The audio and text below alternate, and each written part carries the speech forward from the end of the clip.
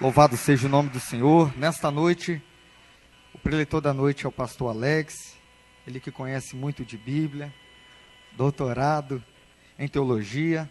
Bendito seja o nome do Senhor. Eu vou pedir o Miguel, coloca o púlpito aqui à frente para mim. Vamos descer ali, pastor.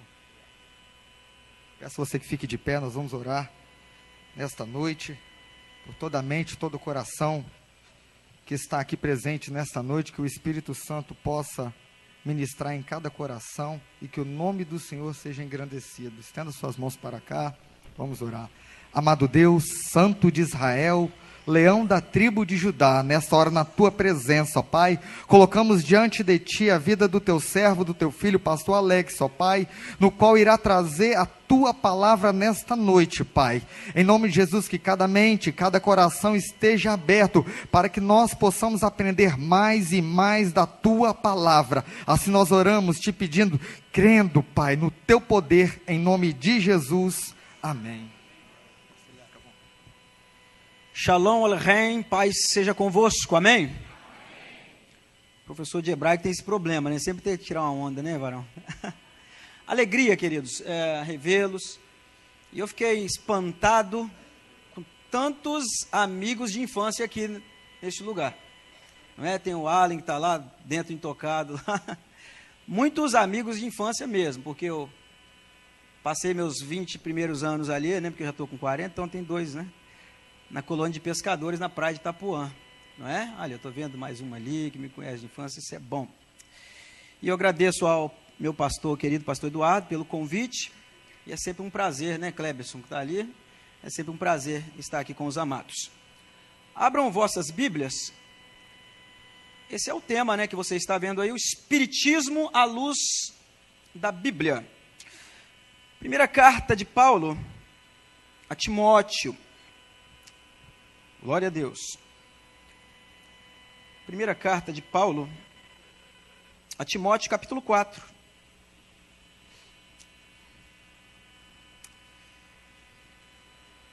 Bendito é o nome do Senhor. Carta do apóstolo Paulo a Timóteo, capítulo 4, versículo 1.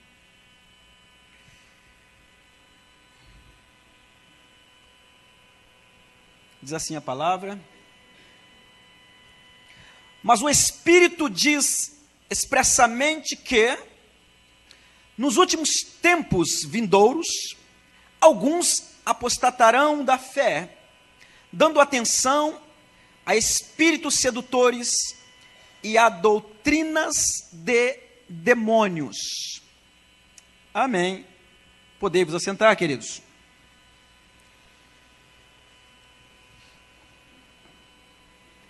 Quando o pastor nos convidou para ministrar acerca desse tema, eu sou formado em apologética pelo ICP, lá de São Paulo, estudei 2 anos de apologética, e nós estudamos muito sobre a história das religiões, movimentos religiosos, e eu tinha 3 caminhos para seguir. Para ministrar esse assunto, eu tenho 3 caminhos. O primeiro caminho é tratar o espiritismo como se fosse uma fraude em tudo. E eu tenho bons argumentos para isso. Tratar o espiritismo a partir desse ponto de vista, desde as irmãs Fox, com toda aquela fraude. Mas aí teria um problema. Eu iria entrar em conflito com algumas verdades apresentadas no próprio espiritismo. Estou escrevendo um artigo novo, cujo título é Como Transformar uma Verdade em Mentira.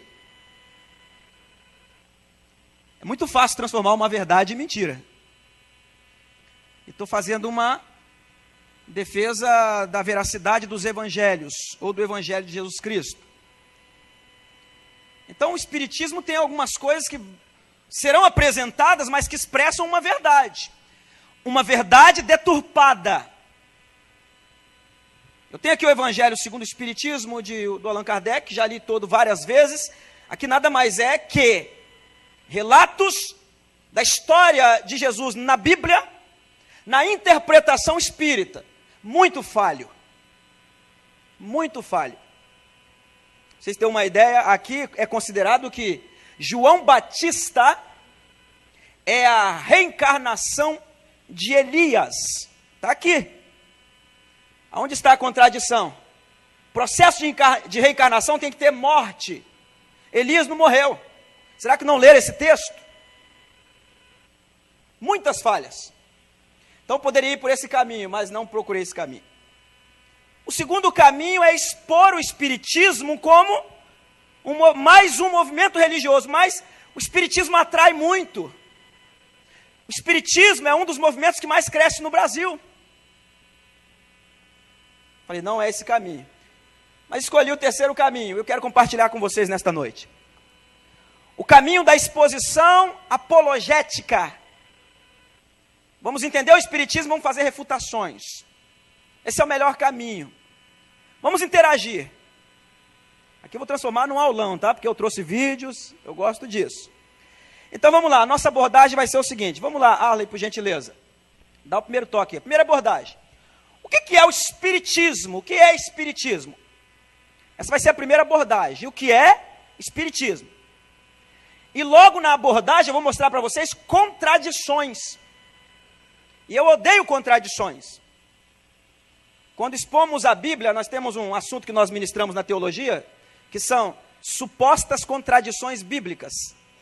A gente confronta o texto bíblico, tem uma contradição na Bíblia, que não pode ter contradição, porque a Bíblia é a palavra de Deus, Deus não erra. Mas o que é isso aqui? Vamos interpretar o texto. Então, o que é espiritismo? Nós vamos abordar. Vamos lá, segunda abordagem, por gentileza, a doutrina espírita. A doutrina espírita. Dentro do rol doutrinário do espiritismo, o que é mais propagado? O que mais atrai as pessoas? O que é mais polêmico? O que envolve as questões relacionadas aos princípios da palavra de Deus? Vamos lá, a terceira abordagem que eu quero compartilhar com vocês é a Bíblia no kardecismo. Ou seja, o espírita kardecista, ele lê a Bíblia. Ele estuda a Bíblia. E as conclusões da doutrina espírita, a partir do Evangelho segundo Allan Kardec, estão fundamentadas a partir da Bíblia. E há uma incoerência muito grande quando fala que a Bíblia tem muitos erros. Então por que está se usando a Bíblia para fundamentar a doutrina espírita, se considera a Bíblia um livro com muitos erros? Vamos lá, a quarta abordagem que quero compartilhar também é o chamado baixo espiritismo. Não gosto muito de usar esse nome, porque os próprios espíritas também já ficam meio aborrecidos com esse nome, né? Esse baixo espiritismo, mas eu vou chamar de sincretismo religioso. Vamos chamar de sincretismo. Houve um momento na história do Brasil que começou uma manifestação sincretista. Esse momento foi a partir da chegada dos escravos da África, que trouxeram consigo a sua religião, a sua crença, mas esses negros escravos, vindo da África, foram proibidos de cultuar os seus orixás, de ter o seu culto. E aí a melhor estratégia entre aspas para eles, foi o sincretismo. Aí começa no Brasil o sincretismo religioso. Aí você vai entender por que na Umbanda, no Candomblé, os orixás, eles representam, tem alguns nomes, né, representam os santos da Igreja Católica. Então não vamos falar sobre esse baixo espiritismo, essas religiões afro-brasileiras. Vamos lá, a quinta abordagem que quero trazer para vocês. Gente, eu vou até às 9, tá? Vou até às 9, tá? Eu sou enjoado com o horário, tá? Ok? Talvez não até às 9, até às 5 para as 9. Tem gente que já ficou triste aí, tem uns sorrindo, né? Até como conferencista, tem uns congressos que o pessoal sofre comigo, né? Passa a palavra tarde, vai, meu filho, pregação tem que, para mim, é 30 minutos e bem pregado, ok? Vamos lá então, como evangelizar um espírita? No final da ministração você vai falar, gente, vai ser impossível evangelizar um espírita, de tudo que nós vamos ver, vai ser impossível, não. Existe uma maneira de evangelizar o espírita, assim como existe maneira de evangelizar adeptos de outros movimentos ou outras religiões. O grande segredo é você saber diferenciar, porque pregar para um espírita kardecista é uma coisa, pregar para um bandista, ou um macumbeiro, vamos colocar assim no popular, é outra coisa. Pregar para um testemunho de Jeová é diferente de você pregar para alguém da quimbanda, da magia negra. Então tem que saber por quê. Uns são dotados da literatura, leem livro, outros não. Pra você ter uma ideia, as religiões afros, elas nem têm literatura nenhuma. É tudo tradição oral. Quando eu falo literatura, é uma literatura que possa basear toda a sua crença. Ó, esse é o livro sagrado. Não, nas religiões afros não existe isso. É tudo na tradição oral. E o último assunto que nós vamos abordar, vamos lá, são esses 5. Aqui eu estou mostrando para vocês 4 livros que nós vamos usar para refutação. O Evangelho segundo o Espiritismo, que aqui está. O livro dos Espíritos, eu não tenho aqui, mas tem aqui o terceiro livro dos Médiuns. Isso aqui é tudo lá da nossa biblioteca. E a Bíblia Sagrada, a Palavra de Deus. Amém? Vamos lá então, pode soltar aí. Vamos lá então definir. Você que foi liberto do Espiritismo, até é importante. Eu me lembro uma vez, fui ministrar para, o pastor Eduardo sabe disso, foi lá numa congregação lá em Vitória. Fui ministrar sobre maçonaria diante de 20 maçons. Aí teve um maçom que falou, rapaz, tinha uma coisa que você falou sobre maçonaria que eu não sabia. Falei, mas eu não sou maçom não, meu filho. Sou apenas um pesquisador e estudioso da palavra. Então, quando você estuda, você vai. E como teólogo tem que criar algumas linhas. E aí foi muito curioso, né? É o Emerson Mafessônio, não é? O Mafessônio, né? É o Emerson mesmo, isso lá. Foi o Emerson. O Emerson lembra. Oh, meu Deus do céu. Foi uma coisa. Vamos para a definição, então. Vamos lá. Pode ir, meu querido. Ale, pode ir lá. O que é espiritismo? Presta atenção nisso aqui, ó. Eu vou ser um pouco irônico, tá? Vamos ler ali, ó. O espiritismo é, antes de tudo, uma ciência. E não cuida de questões dogmáticas. Isso aí está num livro espírita, o que é o Espiritismo. Livro oficial. Aprovado pela Federação Espírita Brasileira. Então vamos lá, olha só. O Espiritismo, me permita só um detalhe aqui. Alguém me avisou. Cadê o relógio aqui, gente? Me falaram que era aqui, mas não estou enxergando, não. Desculpa, tá, essa preocupação. Por gentileza, alguém pode me emprestar um relógio aí? Vocês vão falar, que pregador doido, é o único que se preocupa com o relógio. Muito bem, tá certo, né? Me lembra para me não levar, que a última vez eu levei para casa um celular desse, tá? Obrigado. Aí vem. Seu verdadeiro caráter portanto, o de uma ciência e não de religião. Vocês estão entendendo a definição, né? Então o Espiritismo está negando conceitos de religiosidade, de religião. Então presta atenção, o que está escrito ali. É antes de tudo uma ciência, tudo bem, vamos lá. E não cuida de questões dogmáticas. Seu verdadeiro caráter é, portanto, o de uma ciência e não de uma religião. Ok. Agora presta atenção nisso. Vamos lá, pode ir, Ale, por gentileza. Agora olha isso aí. O Espiritismo foi chamado, está lá na Obras Póstumas, ó. O Espiritismo foi chamado a desempenhar um papel imenso na Terra. Ok? Reformar a legislação tantas vezes contrária às leis divinas, retificará é isso mesmo? Os erros da história, restaurará a religião de Cristo. Eu não entendi nada. Pelo amor de Deus, eu não gosto dessas palhaçadas, desculpa, dessas palhaçadas, não entendi. Primeiro, não tem nada a ver com religião, mas veio para a terra para restaurar a religião de Cristo. E tem mais, que nas mãos dos clérigos se transformou em comércio. Obra oficial do Espiritismo, aprovado pela Federação Espírita. Então está lá. Retificará os erros da história. Restaurará a religião de Cristo. Ok, então já encontramos. A definição ela é contraditória, ela é inocente, como as definições aqui de Allan Kardec, e aí vai. Muito bem, vamos em frente. Agora, está aqui no Evangelho segundo o Espiritismo. Está escrito assim, ó. A lei do Antigo Testamento teve em Moisés, Moshe, a sua personificação. A do Novo Testamento tem-na num Cristo. O Espiritismo é a terceira revelação da lei de Deus. Allan Kardec escreveu isso. O Espiritismo é a terceira revelação. Então, meu filho, nós estamos perdendo tempo, nós estamos na revelação errada. É a terceira revelação. Ok. Pode ir, meu querido. Agora eu vou para o dicionário da língua portuguesa. O que é o Espiritismo? Doutrina segundo a qual os espíritos se comunicam com os vivos através dos médiuns. Um dos dicionários definiu. O que é Espiritismo? Volta aí, varão, só para... Isso. Doutrina segundo a qual os espíritos se comunicam com os vivos através dos médiuns. Então, a coluna vertebral do Espiritismo vão ser duas coisas. Primeiro, o contato com os mortos, a comunicação com os mortos. E olha que vieram restaurar a religião de Cristo. Contato com os mortos e a doutrina da reencarnação. Junto à doutrina da reencarnação tem a lei do karma, que nós vamos falar sobre isso.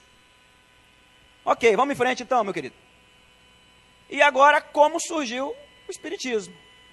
E eu vou passar um videozinho para vocês de 3, 4 minutos, só para vocês entenderem um pouquinho dessa história das irmãs Fox, lá de Nova York.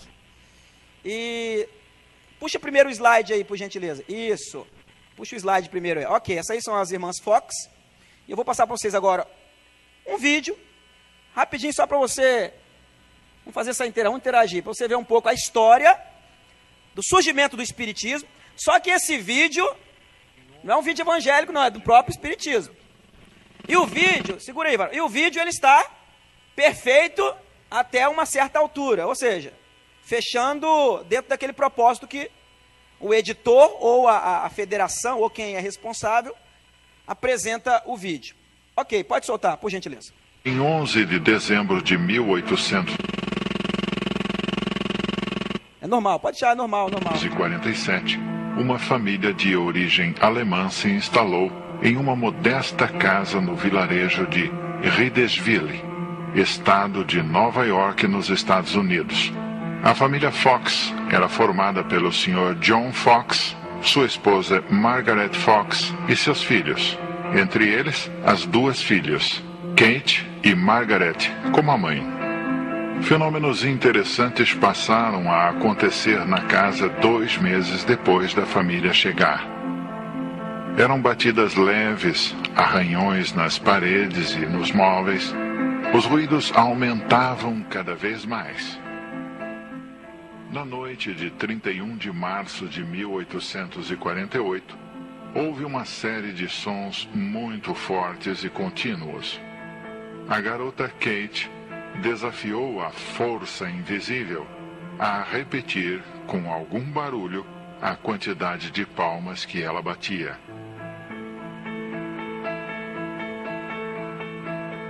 A resposta foi imediata.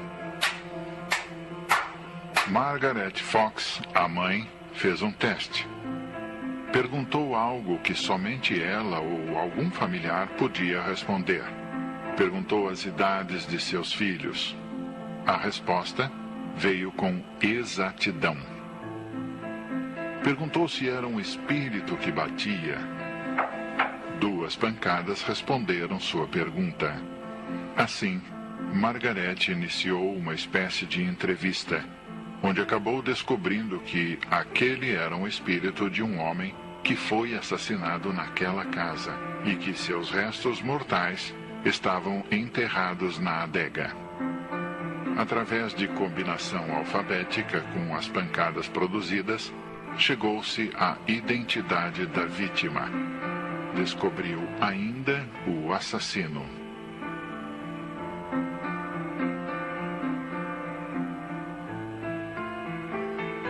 A família chamou os vizinhos para que estes presenciassem os fenômenos. Assim, em poucos dias, a casa passou a ser visitada por um número cada vez maior de curiosos. Na época dos fenômenos, as 2 garotas, Margaret e Kate, foram afastadas de sua casa, pois suspeitavam que os fenômenos eram ligados à presença de ambas. Entretanto, Os ruídos acompanharam as irmãs Fox. Em algum tempo, os fenômenos já aconteciam nas residências de outras famílias. Isso fez com que surgisse uma onda espiritualista que passou da América para a Europa, onde o terreno já estava preparado para o estudo, aliada ao desenvolvimento científico. A forma mais comum de manifestações na Europa foi a das mesas girantes, fenômeno que chamou a atenção de filósofos como o intelectual Denisard Hippolyte Léon Rivail, futuro Allan Kardec. Ok. Muito bem. Então, foi exibido aí o vídeo do próprio movimento, ou do próprio espiritismo. E a história é justamente essa, com alguns detalhes que faltavam. Obrigado. Vamos lá então, dá um toque aí no slide. Agora presta atenção nisso aí, ó.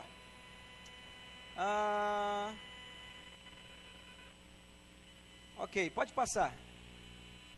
Mais uma vez. Aí, presta atenção. No dia 21 de outubro de 1888, a senhora Margaret Fox, diante de um enorme público na Academia de Música de Nova York, declarou publicamente que seu espiritismo não passava de simples truques, mas a prática já havia tomado outros rumos. Esse trecho aí é o que está nos livros históricos, dos Estados Unidos. É a raiz. Ou seja, outro detalhe, uma das irmãs aproveitou aquele momento e começou a lucrar com aquilo. Outra coisa, não me lembro agora o nome do famoso ilusionista, eu acho que era Houdini, é Houdini o nome, né? Então, o Houdini é dessa época, ele foi participar, está lá nos livros, estão nos livros americanos, que não foram publicados no Brasil. Ou seja, a história ficou por aí e acabou, não. Por trás de toda a história tem uma outra história. E aí o Houdini foi lá, viu e aprendeu os truques, e falou, não, isso é truque. Mas aí o negócio já tinha se espalhado, e aí vem toda uma estratégia satânica, porque o diabo ele age se tiver brecha, tem uma brecha ele age. Inclusive se você serve Deus, é crente, se você der brecha o diabo vai agir também, porque se tiver brecha ele vai agir. Por isso que lá na Bíblia fala, não deis lugar ao diabo, está falando para crente.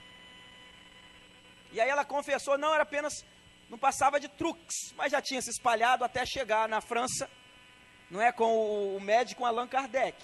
Essa é a história, a raiz do espiritismo, dessa história mais moderna, porque se você for para a Bíblia, desde o Jardim do Éden, nós já temos essas manifestações que vão adentrar a história primitiva do hinduísmo, não é, das religiões antigas, das maiores religiões.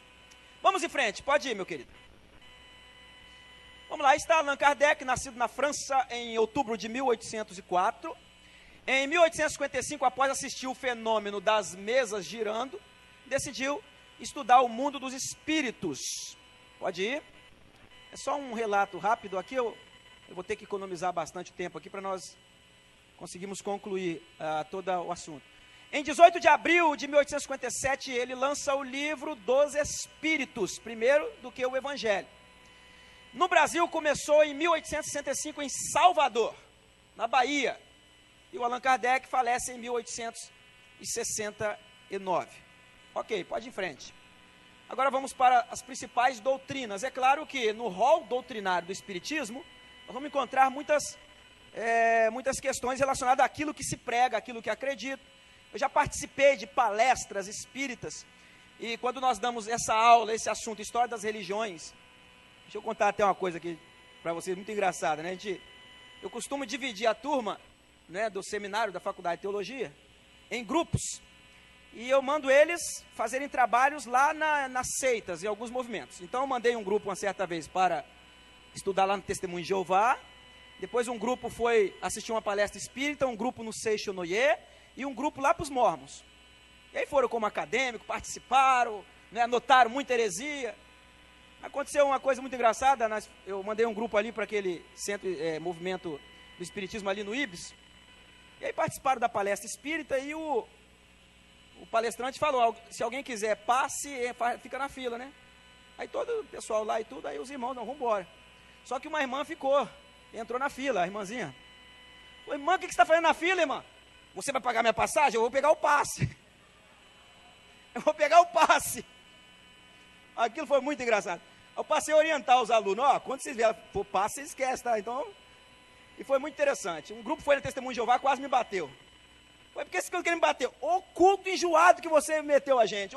Quase dormiram no culto. Falei, meu filho, foi lá para você ouvir heresia lá, né? Não é para dormir, não. Vamos lá, as principais doutrinas, então. Vamos lá, do Espiritismo. Contato com os mortos. Abra sua Bíblia aí, Lucas. Vamos para a Bíblia agora. Lucas.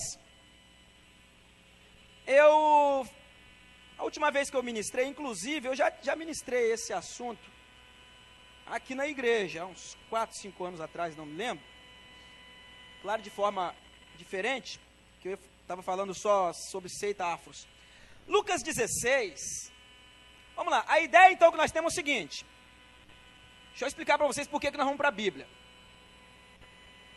O Evangelho, segundo o Espiritismo, escrito por Allan Kardec, está todo embasado em relatos da Bíblia, tudo aqui é da Bíblia. Então algumas coisas aqui que eles defendem nos seus vídeos, eu não encontrei aqui. Não encontrei, ou seja, há uma incoerência muito grande naquilo que se faz usando a Bíblia. Agora veja bem, contatos com os mortos, Lucas 16, a partir do 22, ou alguns versículos, né? Eu vou ler o 22 e 23, e aí, da forma que você está acompanhando aí. Diz assim, e aconteceu que morreu o mendigo, e foi levado pelos anjos ao seio de Abraão. O rico também morreu, e foi sepultado. 23. E no Hades, na sua tradução deve estar inferno, que é lugar dos mortos, estando em tormentos, ergueu os olhos e viu ao longe a Abraão e a Lázaro em seu seio.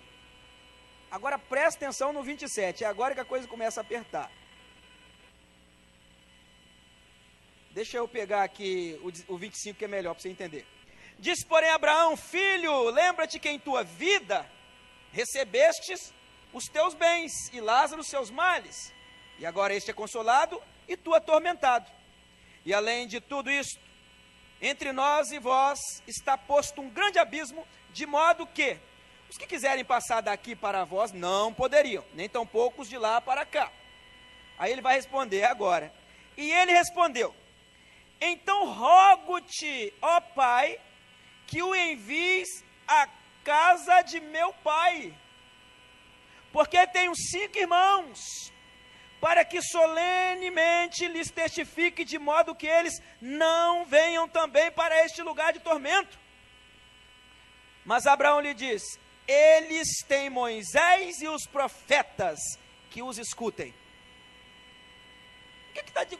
O que é importante nesse texto? O Abraão poderia falar bem assim, não se preocupe não, nós vamos mandar um espírito para lá. Não se preocupe não, que na hora que estiver acontecendo a sessão de mediunidade, os seus irmãos vão receber a mensagem para não vir para esse lugar, para mudar de vida. Não, a resposta não é essa, a resposta é, eles têm Moisés e os profetas. O que é isso? Eles têm a palavra e têm os pregadores. A própria Bíblia, ela condena contato com os mortos. Aí tem um teólogo espírita, que eu já refutei muitas vezes, chamado Celestino, depois vocês vão ver ele no vídeo.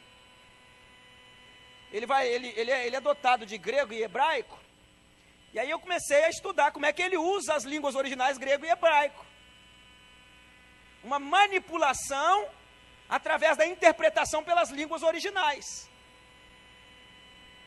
Quando o texto de Deuteronômio condena, desde Deuteronômio, Deus condenando a consulta e o contato com os mortos. Aí ele explica um texto em hebraico que está bem assim, Vedoresh el Hamedim, que não consulte os cadáveres. Vedoresh el Hamedim, os cadáveres, não está cadáveres lá não, é mortos mesmo, não está falando de cadáver, por quê? O povo judeu não ia invocar cadáver, e está lá o teólogo espírita querendo mudar o sentido do texto original, vai enganar outro, pelo amor de Deus. Muito bem, agora tem Eclesiastes 9:5, por gentileza. Eu gostaria que alguém desse um brado aí, lesse Eclesiastes 9:5, porque eu acabei causando um pequeno deslize aqui, estou só com o Novo Testamento, e olha que eu ia trazer a Bíblia manuscrita. Eu sou o único no Brasil que tem uma Bíblia toda escrita à mão sozinho. E aí para trazer, eu ia trazer aquele monte de negocinho, né? Inclusive eu homenageei até o pastor Eduardo na época. Então tem lá umas 20 Bíblias de tradução diferente, acabei pegando o Novo Testamento e esqueci que eu tenho que ir para o Antigo também. Eclesiastes 9:5, por gentileza.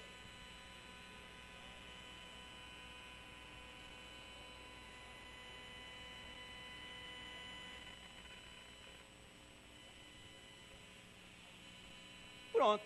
É claro que esse versículo aí tem todo um contexto, para você não entender errado. Mas o que esse versículo ele está mostrando? Ele está mostrando que não está permitido aos mortos, aqueles que morreram, ter esse contato. E se você for para o Evangelho e ver Jesus no Monte da Transfiguração, por isso que você vai entender o sentido da transfiguração. Você não pode comparar o Deus homem, o Deus encarnado, e ainda entra no processo da transfiguração naquele momento, ele aparece Elias e Moisés. Eu poderia procurar vários caminhos para mostrar que ali não é um contato com mortos da forma que é pregada no Espiritismo, e é Cristo que está tendo aquela conversa. Muito bem, pode ir em frente. Outra doutrina pregada pelo Espiritismo. Pode ir, Alan, por gentileza. Reencarnação. Reencarnação. Vamos lá, Jó, pode abrir a sua Bíblia aí, Jó. Obrigado, irmão, por ter cedido a Bíblia, Jó. Capítulo 7, versículo 9. Pena que não vai ter uma sessão de perguntas e respostas, eu gosto muito disso. A não ser porque vai ficar curto o tempo, né? Vamos lá, Jó, capítulo 7, versículo 9. Olha o que diz aí. Diz assim: tal como a nuvem se desfaz e passa, assim aquele que desce à sepultura jamais tornará a subir.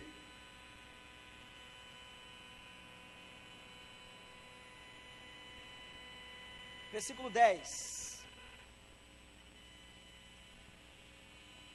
Nunca mais tornará a sua casa, o seu lugar jamais o conhecerá.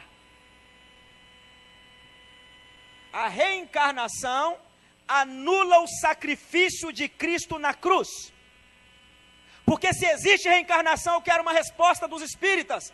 Por que Jesus morreu na cruz? A favor de quê? Jesus morre na cruz em vão. Não precisa Jesus morrer na cruz se tem reencarnação. Para que Jesus morreu na cruz? Hebreus 9, 27. Aos homens está ordenado morrer uma só vez, vindo depois o juízo. Hebreus 10, 14. Vamos lá, Hebreus 10, 14. Hebreus 10, 14. Se você anda procurando quem escreveu Hebreus, não procure mais não, tá? Foi o apóstolo Paulo que escreveu. Lucas traduziu para o grego clássico. E aí quando encontraram a cópia, encontraram uma cópia de Hebreus em grego clássico. E não poderia ser o apóstolo Paulo. É curioso isso, está lá em Eusébio de Cesareia, no livro do Eusébio de Cesareia. Paulo escreve Hebreus,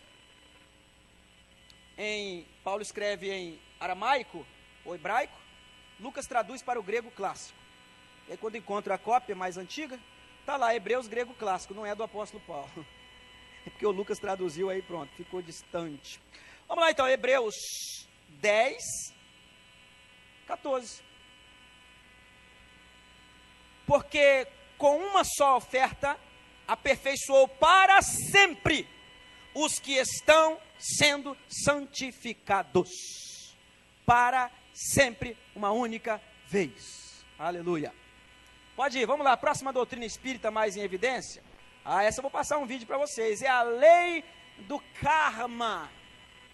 A lei do karma. Então vamos ver mais um videozinho, são vídeos rápidos de 4 minutos. A lei do karma, depois nós vamos discutir. Eu tenho ainda meia hora com vocês. Por gentileza, pode soltar, meu querido. Presta atenção com uma coisa antes de soltar, segura aí. Presta atenção na linguagem das pessoas que vão apresentar essa doutrina. Você olha que são pessoas acadêmicas. Você olha que são pessoas dotadas de intelectualidade.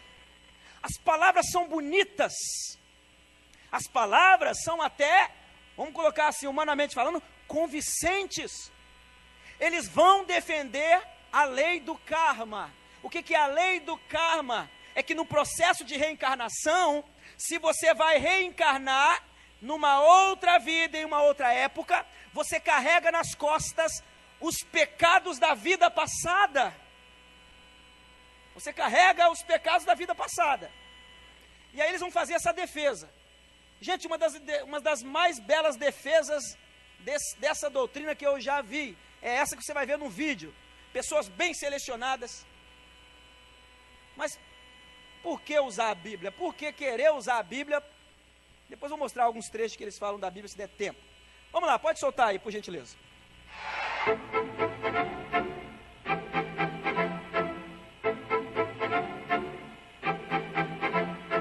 Seja muito bem-vindo a mais um programa Transição, a visão espírita para um novo tempo. Provavelmente você já deve ter ouvido falar em lei de causa e efeito, ou coisas do tipo, para toda ação existe uma reação, a que se faz, a que se paga. Mas se considerarmos que a vida do espírito ultrapassa a existência atual, vamos descobrir que essa lei é muito mais abrangente do que imaginamos. Obra do destino, do acaso, ou sempre resultado das nossas escolhas?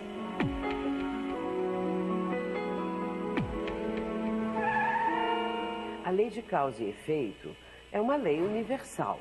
Ela regula tudo o que existe no universo. É uma lei divina que promove o acerto da contabilidade, de débito e crédito da pessoa. É que nós nos responsabilizamos por nossos erros. Isso é muito bom, porque nós aprendemos a tomar decisões corretas e também tomamos consciência que os nossos equívocos ou as nossas escolhas geram consequências. Consequências que serão boas ou ruins, a depender da escolha que façamos. Esse fenômeno de lidar com a liberdade, ele configura aquilo que em Espiritismo se traduz na lei de causa e efeito.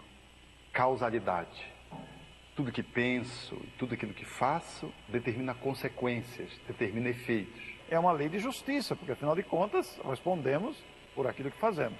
Essa lei, ela nos rege a existência. No animal, ele age por automatismo e não consegue, portanto, fazer escolhas, salvo aquelas que estão dentro do automatismo do instinto. Ele não tem livre arbítrio, ele se ensaia para a vida. E este princípio espiritual que caminha na evolução, quando chega no homem, ser primitivo, ele desabrocha com a capacidade de escolher. Nesse âmbito surge o espírito, nasce o ser espiritual, que está caracterizado, portanto, pela sua capacidade de escolha e por ser escravo das suas escolhas. Somos livres para pensar e agir, e somos naturalmente escravos daquilo que fazemos e pensamos. Logo, a lei de causa e efeito, ela determina, por assim dizer, o movimento da nossa existência. Portanto, a lei de causa e efeito, que também é chamada de dá uma lei de pausa aí, ação Arlen, por e gentileza. reação, ou ainda... Ok, pode continuar, vamos continuar. Só para dizer para vocês, o que eles estão falando, olhando para a Bíblia, existem. Deus é justo, Deus estabeleceu leis, mas eles estão falando numa interpretação espírita. Lembra que eu falei no início? Como transformar uma verdade em mentira? Eu costumo dizer, até o pessoal estranho, eu costumo dizer que uma mentira, para ela ser bem sustentada, ela tem que ter um fundo de verdade. Então, uma mentira bem sustentada, ela tem um fundo de verdade. Você vai encontrar sempre uma verdade na mentira. Ou seja, quando você olha lá para o próprio Gênesis, né, quando a serpente vai enganar ali Eva, existe ali uma, que eu chamo de mentira verdadeira, verdade mentirosa, aquele trocadilho, esse tipo de trocadilho. Então, os livros apócrifos, por exemplo, que nós tanto falamos, que a igreja rejeitou, existem verdades naqueles livros apócrifos, só que verdades deturpadas, verdades adulteradas, histórias que pegaram trechos da história de Cristo e criaram toda uma fantasia. Então eu estou falando isso por quê? Porque a linguagem deles é uma linguagem real, mas na visão e interpretação espírita. E depois nós vamos olhar na Bíblia com clareza, onde nós podemos fundamentar a doutrina da lei do karma. Será que nós podemos encontrar na Bíblia algo parecido, para pelo menos a gente falar, não, vocês estão corretos, e nós entendemos a linguagem. Pode continuar, Alan, por gentileza. Vezes, lei do karma, numa explicação hindu, não é? Porque eles chamam de karma, que é uma palavra que vem do sânscrito, e que vai exatamente evidenciar essa lei de ação e reação, claro que com alguns detalhes diferentes. Enquanto o karma, ou a lei de ação e reação, é uma lei física, a lei de causa e efeito é uma lei moral. Então, na lei de causa e efeito, há uma forma de você crescer, de você progredir. E a lei do karma é uma lei de fatalidade. Matou, tem que morrer. Tá certo? Olho por olho, dente por dente, mão por mão, pé por pé. Como diz lá no Êxodo. Mas que no fundo expressam essa mesma postura, essa mesma condição do ser humano, que tudo que atravessa na sua vida, tudo que ele está vivenciando tem uma causa, tem o porquê. E a doutrina espírita vai nos mostrar exatamente isso. Todo efeito tem uma causa, todo efeito inteligente tem uma causa inteligente. Muito bem. Vamos lá então para o slide, vamos para a Bíblia. Então, a lei do karma, ela declara que você está debaixo de uma condenação, uma maldição. Então vamos lá, João, melhor dizendo, João 8, 1 e 2, deixa eu ver se eu peguei essa referência mesmo. João, Evangelho de Jesus Cristo, é isso mesmo, João 8, 1 e 2. Vamos lá então. Diz assim, a palavra do Senhor. Ok, houve um erro aí mesmo. Ok? Percebi um erro. João 8, 1 e 2. Então vamos para Romanos 8, 1 e 2. Ok? Paulo vai trazer isso para os romanos. Vamos lá. Troca então Romanos 8, 1 e 2. Olha só. Agora, pois, nenhuma condenação há para aqueles que estão em Cristo Jesus. Já destrói a lei do karma. Eu não estou debaixo de uma condenação, de uma maldição. Agora, presta atenção, agora nós vamos para João capítulo 9. Porque conversando com um ex-patrão meu, que era espírita, que é ainda, há muito tempo que eu não vejo, ele disse o seguinte: quando o espírita olha para uma pessoa que é cega, uma pessoa que é paralítica, e se você perguntar para um espírita por que aquela pessoa nasceu cega, nasceu paralítica, só tem uma resposta: a lei do karma. Aquela pessoa está pagando. É isso que o espiritismo tem, quando olha para uma pessoa deficiente. A pessoa nasceu deficiente porque está pagando, é porque na vida passada foi um bandido, foi um assassino. A lei do karma diz isso. Agora presta atenção no que aconteceu com Jesus, no relato de João capítulo 9. Olha só que coisa impressionante, que era a própria ideia da época. Então vamos lá, Evangelho segundo escreveu João, capítulo 9, versículo 1. E passando Jesus, viu um homem cego de nascença. Versículo 2. E perguntaram-lhe os seus discípulos: Rabi, quem pecou, este ou seus pais, para que nascesse cego? Olha a pergunta: quem pecou? Ele pecou ou seus pais para que ele nascesse cego? A pergunta está dizendo a possibilidade de ele pecar antes de nascer. A crença que tinha na época. E aí Jesus poderia falar bem assim: é a lei do karma. E a lei do karma. Mas o que Jesus fala no versículo 3? E respondeu-lhe Jesus: nem ele pecou, nem os seus pais, mas foi para que as obras de Deus se manifestassem nele. Aleluia. Jesus tinha tudo para dizer: não, é a lei do karma. Ele não pecou, os pais dele não pecou.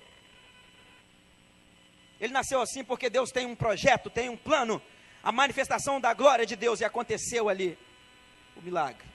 Aleluia.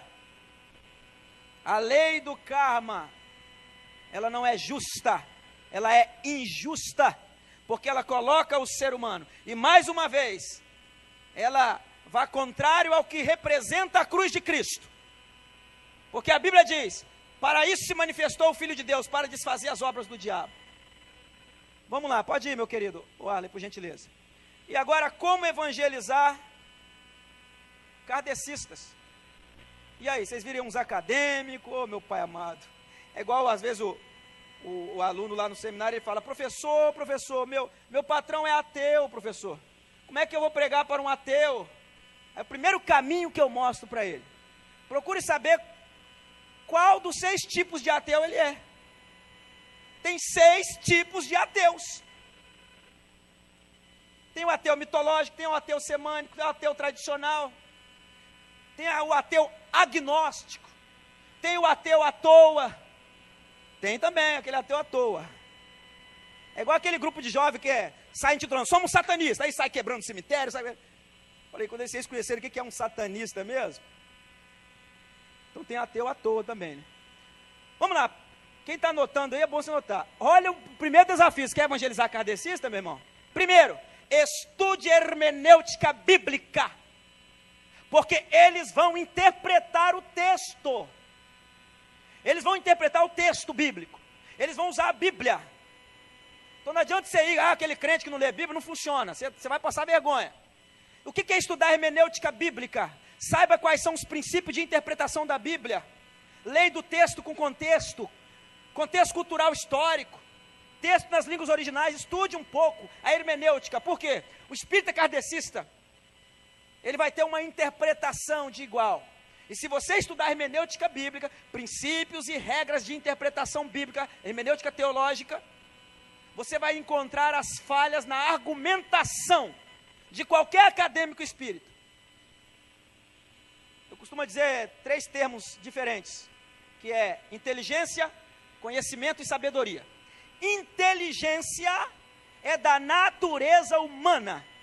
O ser humano já nasce inteligente de natureza. É claro que alguns vão desenvolver melhor essa inteligência do que outros, mas aquele moço que está lá empurrando o carrinho, catando lata, ele é dotado de inteligência, ele tem inteligência, ele raciocina, ele pensa. Conhecimento é diferente de inteligência. Ninguém nasce com conhecimento, você tem que buscar, você tem que cavar, você tem que estudar, tem que se dedicar. Conhecimento é diferente, não é inteligência. E sabedoria, acredite, se você nunca ouviu falar, sabedoria vem de Deus. Por isso que lá na Bíblia fala, não sei se for o profeta, fala, quer sabedoria, peça a Deus. Você fala: não, eu conheço um político que ele é muito sábio. Aí eu falo: ele está aos pés da cruz? Não está não, então ele não é sábio não. Que sabedoria é essa que não enxerga o caminho da cruz? Ele é extremamente inteligente, parabéns para ele, mas sábio não. A sabedoria vem de Deus. Então estude, peça sabedoria. Segundo ponto, ore por quem você vai evangelizar. Não tem coisa tão tremenda. Por quê? A oração vai quebrar as barreiras intelectuais. A oração vai quebrar os bloqueios espirituais. Se prepare na oração, coloque no joelho. Apresente a Deus a pessoa que você vai evangelizar. Senhor, aquela pessoa que é espírita, Senhor. Comece agora, Senhor, a agir com o teu Espírito Santo. Entra na guerra para você ver o que vai acontecer. Você vai ter uma experiência tremenda. Porque você se preparou na Bíblia, você se preparou na palavra, agora você vai para o joelho. Você vai entrar na guerra. Coitado do espírita, vai ter que... E às vezes você pregou para ele não se converteu, foi embora. Aquela semente ela vai perturbar ele tanto, meu irmão, que você nem imagina. E lá na frente ele vai ter resultado. Vamos lá, o terceiro ponto. Exponha o evangelho. Exponha o evangelho de Cristo. Por isso você vai precisar interpretar o evangelho. Exponha o evangelho, a palavra. Que o evangelho é o poder de Deus que liberta o homem. É o evangelho que penetra no coração, o evangelho de Cristo. E de evangelho os espíritas buscam saber muito. Então exponha o evangelho. A quarta dica para você evangelizar: ouça o adepto, ouça ele. Pare um pouco, vê o que ele está falando. Por quê? Quando ele abrir a boca, ele vai expor aquilo que ele acredita. E quando você passa a ouvir a pessoa, você passa a interagir melhor, porque você passa a entender o que ele está acreditando, aonde ele quer chegar, qual é o ponto que ele vai abordar. Quando você passa a ouvir, ouça ele com paciência, com carinho, aproveite bem a opinião dele, deixa ele falar, vai anotando o que ele está falando. É importante. E por último, continue orando por ele. Continue orando, não pare de orar, porque o Senhor vai quebrar as algemas. Amém? Vamos em frente aí, meu querido, temos alguns minutinhos, 10 minutos, 8. Sincretismo religioso, pode ir? Etimologia: sincretismo é a absorção de uma prática ou sistema religioso por outro. Vou dar um exemplo que aconteceu quando eu falei para vocês na história, né? Os escravos chegaram da África, foram para Senzala, e de repente, curiosidade, eram os católicos que escravizavam, e de repente, eles começaram a cultuar os orixás, aquela batucada toda, e o dono da fazenda foi lá, vai lá e vê o que está acontecendo. Não, eles estão cultuando os orixás. Não, nós somos cristãos, rejeitamos isso. Fala lá, se não parar, meu filho, o chicote vai comer. Aí, coitado dos escravos, né? Trouxemos nossa religião, os orixás. Outro, não, vamos fazer o seguinte. Pega lá os santos católicos, coloca aí no altar. Por trás, esconde aí a imagem dos orixás. Esconde. Pronto. Aí começaram a cultuar, aquela coisa toda. Eu não estava lá não, mas eu sei disso. E aquela coisa toda. De repente o homem lá falou: o que está acontecendo lá? O capataz, vai lá. Escolhe uns 3 lá, leva para o tronco. Ele voltou com a notícia: não, eles estão venerando o nosso santo. Maravilha, a turma se converteu. Que nada, os demônios estavam tudo escondidos atrás dos santos. Sincretismo. E aí você está vendo uma imagenzinha ali, ó, né? Um bandista com a igreja católica lá atrás, né? Aquelas escadarias da Bahia, aquela coisa toda, tem no Rio de Janeiro. É o sincretismo, que é do Brasil através da Umbanda, Quimbanda e Candomblé. Vamos ver o que é essa Umbanda aí, pode ir, querido, por gentileza. O Candomblé. Antes da abolição da escravatura, em 1888, os negros escravizados, fugindo das fazendas, reuniam-se em lugares afastados, nas florestas, em agrupamentos ou comunidades chamadas quilombos. Pode ir. Depois da libertação, os libertos reuniam-se em comunidades nas cidades que passaram a chamar de candomblé. Então, candomblé é o nome genérico que se dá para todas as casas de candomblé, independente da nação. Essa é a etimologia raiz. Pode ir em frente, querido. O que crê esse candomblé, que é a maior representação das religiões afro no Brasil? Primeiro, na sobrevivência da alma após a morte. Vamos lá. Segundo, em espíritos ancestrais que se materializam. Terceiro, na adoração à natureza, o animismo, né? Deuteronômio 4 vai condenar isso, Romanos também. E pode ir o quarto, na autossalvação por meio das boas práticas. Abra sua Bíblia em Romanos 6, 23, carta do apóstolo Paulo aos Romanos, capítulo 6, no versículo 23. Por quê? Porque isso também é uma doutrina espírita, que é a autossalvação por meio das boas práticas ou boas obras. Romanos 6, 23, diz assim a palavra do Senhor. Glória a Deus. Porque o salário do pecado é a morte, mas o dom gratuito de Deus é a vida eterna por meio de Cristo Jesus, nosso Senhor. Ou seja, o homem não consegue pregar ele ter sua autossalvação. A salvação é o dom gratuito de Deus por meio de Cristo. Se você for voltar lá no Éden, você lembra quando Adão e Eva eles pecaram? A Bíblia fala que eles colocaram folhas na frente. E o texto diz que Deus fez pele de animais para eles. O que isso significa? Deus fez um sacrifício lá no Éden. Já está prefigurando o sacrifício de Cristo. Ele faz um sacrifício e coloca a roupa neles. Ou seja, antes eles mesmos se cobriam. O que Deus estava mostrando para eles? Vocês não vão conseguir uma autossalvação. Vocês não vão ter suficiência ou poder para promover uma autossalvação. Mas a salvação vai vir pelo sangue derramado, pelo sacrifício. Então Deus mata o animal e coloca a pele neles, é o que está no texto bíblico. Vamos lá, vamos em frente. Glória a Deus. Todas as pessoas precisam saber o caminho da cruz. E você está convidado a se preparar para levar a essas pessoas o caminho da cruz. Amém? Se coloque de pé, eu tenho 3 minutos. Glória a Deus.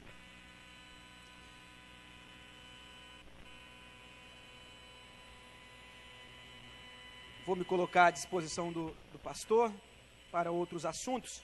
Vocês viram que foi algo bem rápido, mas importante.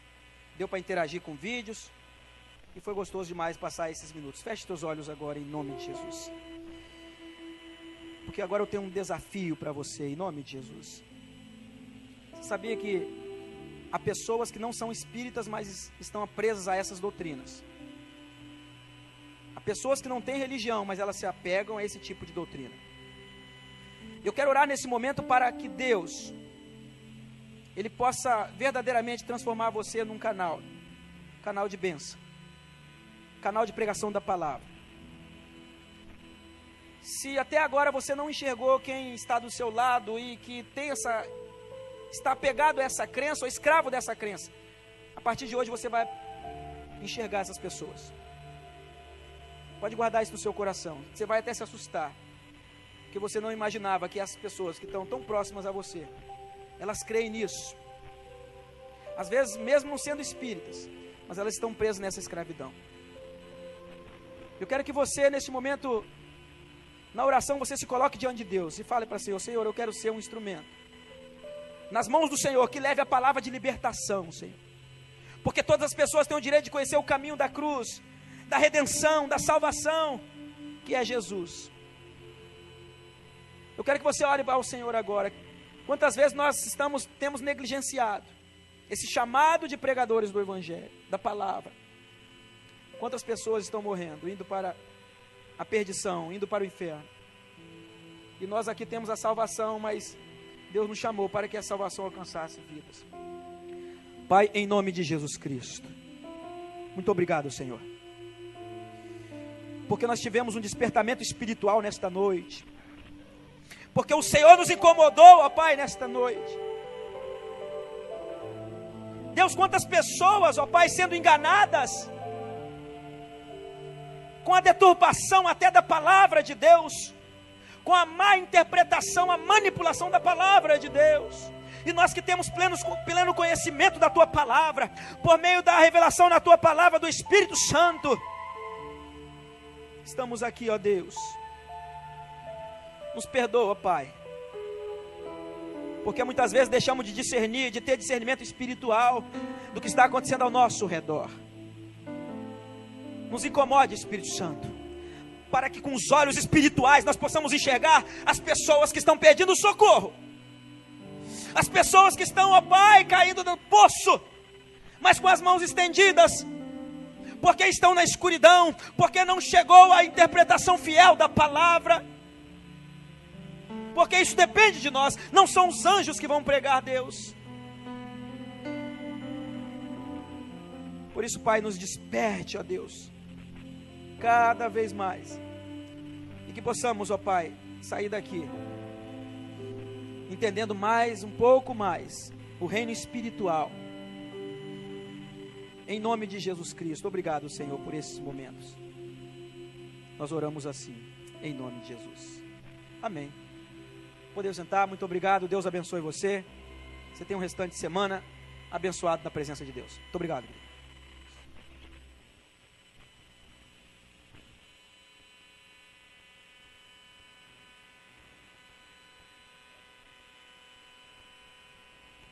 Amém, irmãos? Irmãos, esse assunto às vezes nos causa muita curiosidade. Eu gostaria de abrir 3 oportunidades aqui, se alguém quiser fazer uma pergunta para o Alex. Tá? Então, 3 perguntas para, de repente, né, a pergunta de algumas pessoas. Alguém quer fazer alguma pergunta para o Alex? Ou todo mundo ficou... Alguém quer fazer alguma pergunta? Está aberta a oportunidade. Não? Vou contar uma história aqui. Uma vez eu preguei uma palestra com um assunto parecido, né? Alguém levantou a mão, né? E perguntou bem assim: por que algumas pessoas não comemoram o Natal? Aí eu falei: pergunte ao Allan Kardec. Obrigado. Tá bem? Quando ninguém quer levantar a mão, porque todo mundo ficou... Não insiste não, irmão. Todo mundo entendeu a palestra, amém. Então Deus abençoe o Alex, né? Cada dia mais, que Deus possa abençoá-lo em nome de Jesus.